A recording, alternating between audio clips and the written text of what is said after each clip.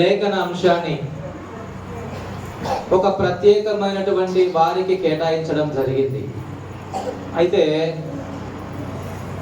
ప్రతి ఆదివారము నేను వాక్యాన్ని చెప్తా ఉన్నా. కొన్ని ఆదివారాలేమో స్త్రీల మైత్రికి అని, కొన్ని ఏమో పిల్లలకని, ఇట్లా కొంతమందికి అవకాశాన్ని ఇస్తూనే ఉన్నా. దీని యొక్క ఉద్దేశం ఏంటంటే సంఘములో ఉన్నటువంటి వారు కూడా బలపడాలి. కేవలము దేవుని యొక్క సన్నిధానానికి వచ్చి వినడం మాత్రమే కాకుండా బోధించేటటువంటి స్థితికి వెళ్ళాలి. గడిచిన సంవత్సరాల్లో మనం చూసి ఉంటాం. అయితే ఒక పునాది అనేటువంటిది అక్కడ ఏర్పడింది.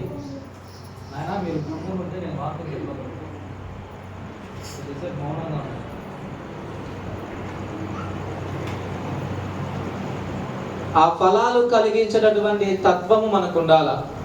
అందుకనే సంఘములో కొంతమందిని సిద్ధపరుస్తా వారికి ఆ అవకాశాన్ని ఇస్తా ఉన్నా. ఏంటంటే మన సంఘం అనేటువంటిది ఎదగాలి, అభివృద్ధి చెందాలి. మరి ఈ ప్రత్యేకమైనటువంటి ఆదివారమున బాలికల యొక్క స్థితిని గమనించి ఒక అంశాన్ని ఏర్పాటు చేశారు. బాలికల సంరక్షణ. ఈ అంశములో నుంచి నేటి తరములో ఉన్నటువంటి బాలికలు అనేక రకములైనటువంటి ఇబ్బందులు పడతా ఉన్నారు. గర్భంలో ఉండగానే పుట్టేది ఆడపిల్లనా మగపిల్లనా అని తెలుసుకొని ఆడపిల్ల అయితే అబార్షన్ చేయిస్తున్నారు. ఎలాగో ఈ లోకానికి వచ్చినటువంటి ఆడపిల్ల ఏం చేస్తున్నారంటే, మగపిల్లవాడు పుడితే వాడికి ఏమో ప్రైవేటు చదువులు అన్ని హంగులు బాగా తీర్చిదిద్దుతారు. కానీ ఆడపిల్ల పుడితే గవర్నమెంట్ స్కూల్కి వేస్తారు. ఇంకా వాడి కోసం ప్రత్యేకమైనటువంటి శ్రద్ధ ఇవన్నీ తీసుకుంటూ ఉంటారు. ఇవి అయిపోతే స్కూల్కి వెళ్ళినా, ఉద్యోగాలకి వెళ్ళినా, ప్రయాణాలు చేస్తున్నా అనేక చోట్ల వారికి కొన్ని బాధలు, శ్రమలు అనేటువంటివి ఎదురవుతూ ఉన్నాయి. తల్లిదండ్రులు తమ యొక్క బిడ్డను ఆడుకోవడానికి పంపించిన, స్కూల్కి పంపించిన అనేక చోట్ల భయానికి సంబంధించినటువంటి సంగతులే వారి యొక్క మధులలో మెలుతా ఉన్నాయి. అయితే దేవుడు వాటిని తొలగించి వారికి ఏ విధముగా కాపాడుతున్నాడో, వారి గురించి దేవుడు ఏ విధమైనటువంటి చట్టాలు చేశాడో, ఎటువంటి గొప్ప కార్యాలలో దేవుడు వారి పక్షాన నిలవబడి చేశాడో నేటి దిన లేఖనాలు మనకు వివరణ అందిస్తాయి. మరి సంఘంలో ఉన్నటువంటి ఒక బాలిక, నా పేరు తెలియదు, శ్వేత వచ్చి ఇప్పుడు వాక్యాన్ని చెప్తారు. రండి మా.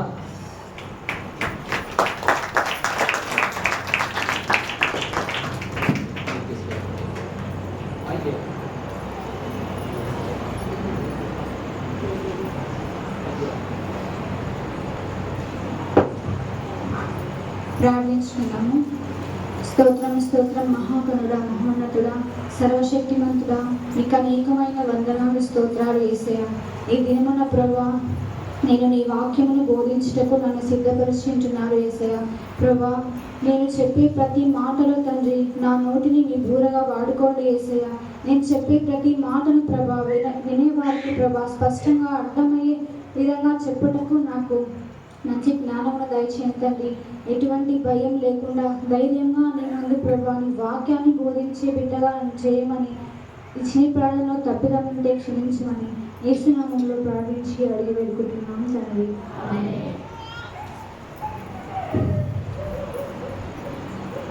ముందుగా దేవుని నామానికి వందనాలు చెల్లించుకుంటున్నాను. ఈ అవకాశం ఇచ్చినటువంటి దేవదేవునికి ప్రత్యేకమైన వందనాలు. అలాగే మన సంఘ గురువు వారికి ప్రత్యేకమైన వందనాలు. సంఘంలో ఉన్నటువంటి సంఘస్థులందరికీ నా వందనాలు. ముందుగా ఈరోజు మన వాక్యంలోని ఉద్దేశం ఏమిటంటే, ఈరోజు బాలల సంరక్షణ దినం.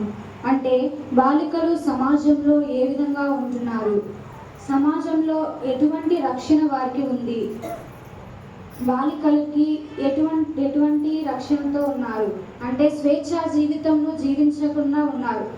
ఏ విషయంలో అయినా కూడా బాలికల్ని తక్కువ, బాయ్స్ కంటే గర్ల్స్ని తక్కువగా చూశారు. ఏ విషయంలో అయినా కూడా చదువు విషయంలో కానివ్వండి, ఏ విషయంలో అయినా తక్కువగానే చూశారు.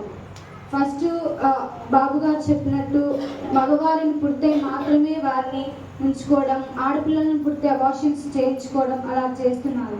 కానీ సమాజంలో ఎన్నో విధాలుగా గర్ల్సే చాలా సాధించి ఉంటున్నారు.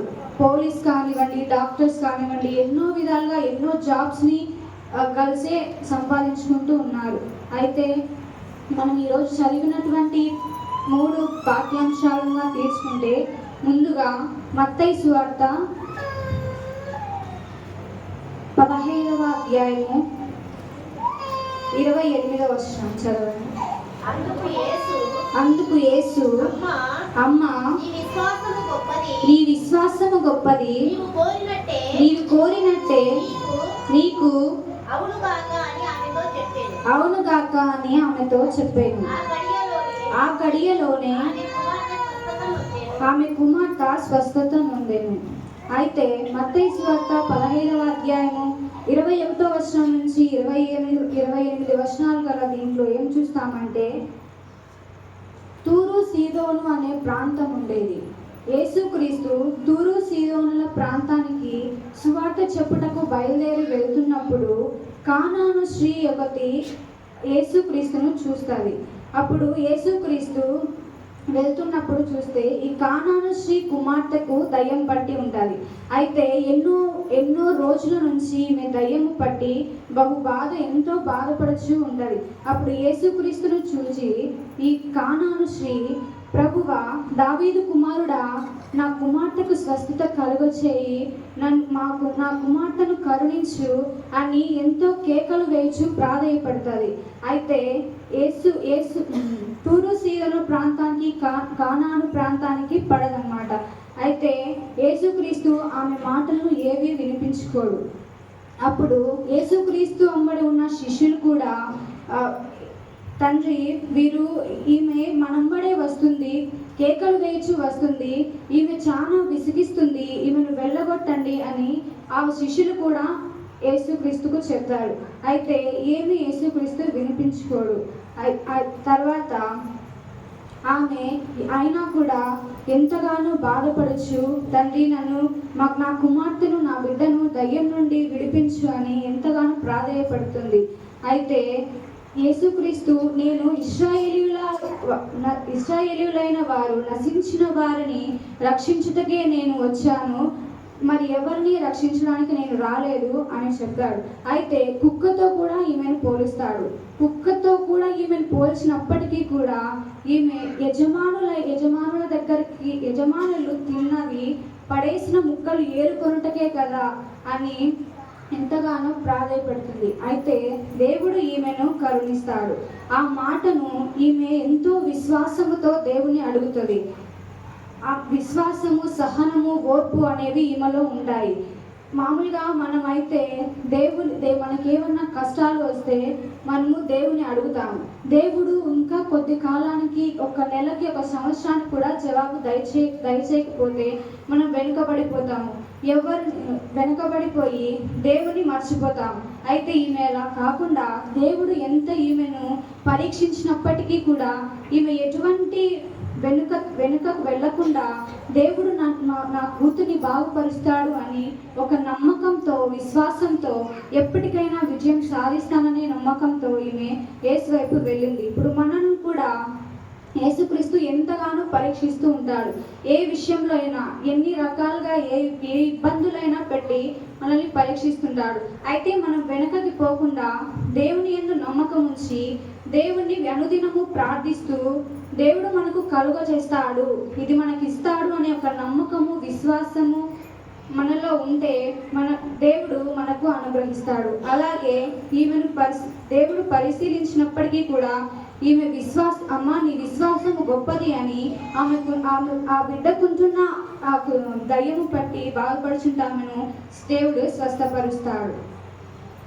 ఇందులో దేవుడు ఆమెను పరిశీలించాడు. అయితే రెండవ మాటగా అపోస్తుల కార్యములు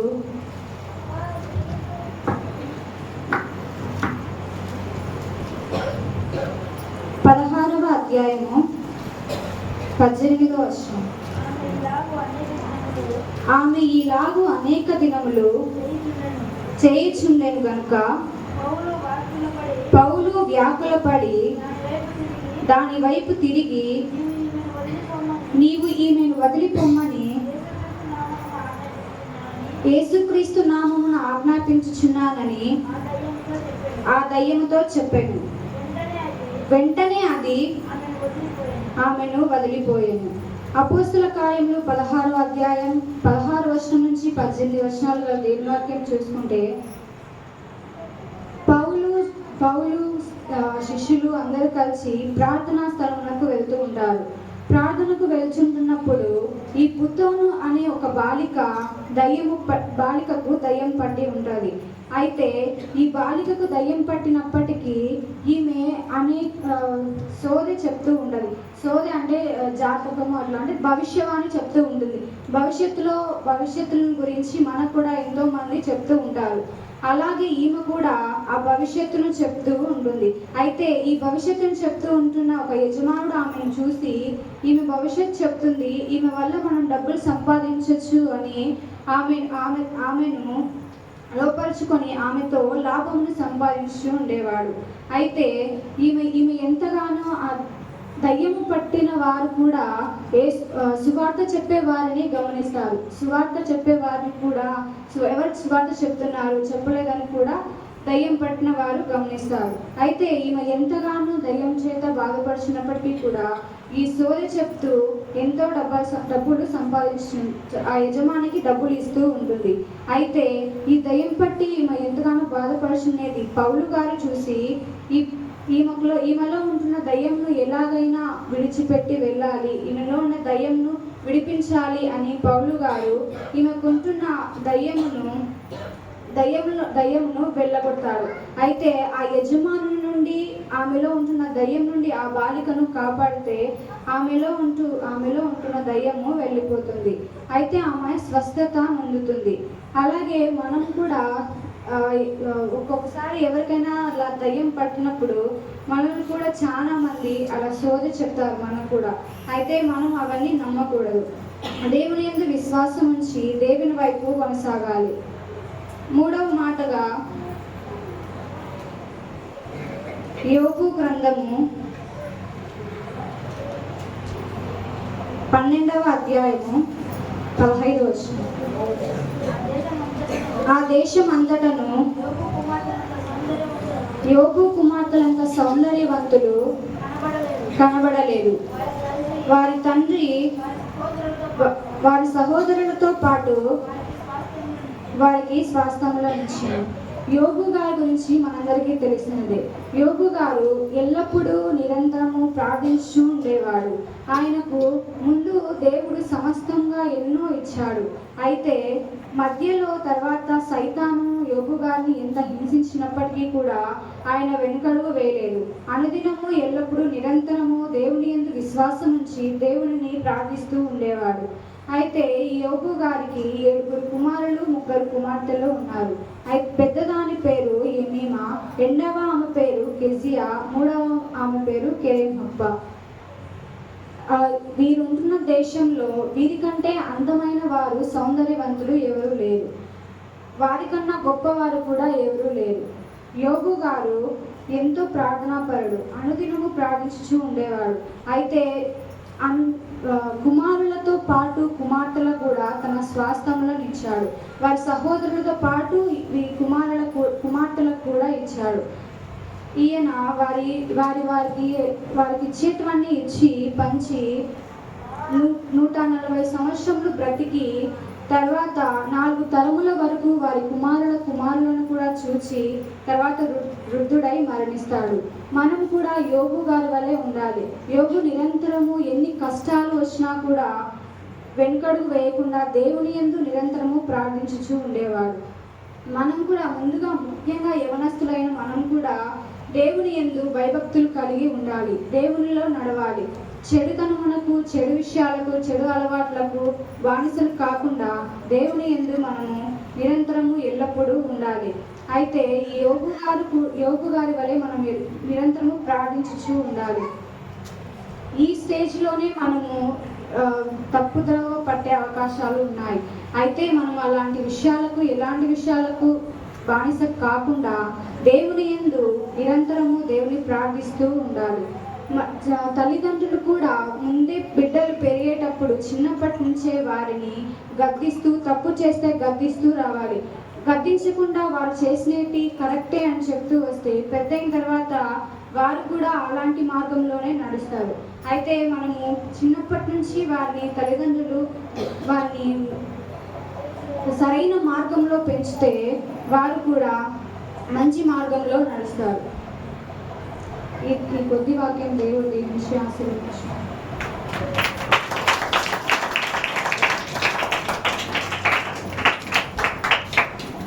క్లాప్స్తో కొట్టి అభినందిస్తున్నాం.